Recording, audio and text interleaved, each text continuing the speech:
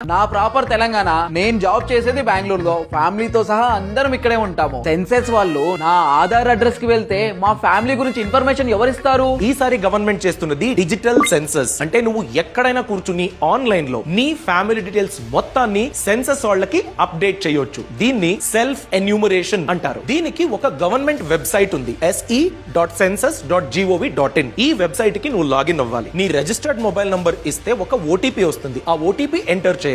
దాని తర్వాత నీ ఫ్యామిలీ డీటెయిల్స్ మొత్తాన్ని అప్డేట్ చేయాలి. దీంతో పాటు 33 ఇంపార్టెంట్ క్వశ్చన్లు ఉంటాయి, చాలా చిన్న చిన్నవి. ఫర్ ఎగ్జాంపుల్, మీకు ఎల్పిజి గ్యాస్ సిలిండర్ కనెక్షన్ ఉందా? మీ ఇంటికి డ్రింకింగ్ వాటర్ సప్లై ఉందా? మీది స్వంత కార్ ఉందా? బైక్ ఉందా? స్వంత ఇల్లా? రెంటెడ్ ఇల్లా? వీటన్నిటిని ఫిల్ చేసిన తర్వాత సబ్మిట్ కొట్టావనుకో, SEID self enumeration ID generate అవుతుంది. దీన్ని జాగ్రత్తగా పెట్టుకోవాలి, ఎందుకంటే సెన్సస్ వాళ్ళు మీరే ఫిల్ చేసుకున్నారు అన్నట్లయితే దాన్ని కన్ఫర్మ్ చేసుకోవడానికి SEID అడుగుతారు. ఫైనల్ గా ఏదైనా చేంజెస్ చేయాలనుకున్నా కూడా నువ్వు ఇన్ఫర్మేషన్ ని మార్చవచ్చు. ఫైనల్ గా సబ్మిషన్ కూడా చేయొచ్చు. చాలా థ్యాంక్స్ రా, ఫ్రీ టైం చూసుకొని అప్డేట్ చేస్తా.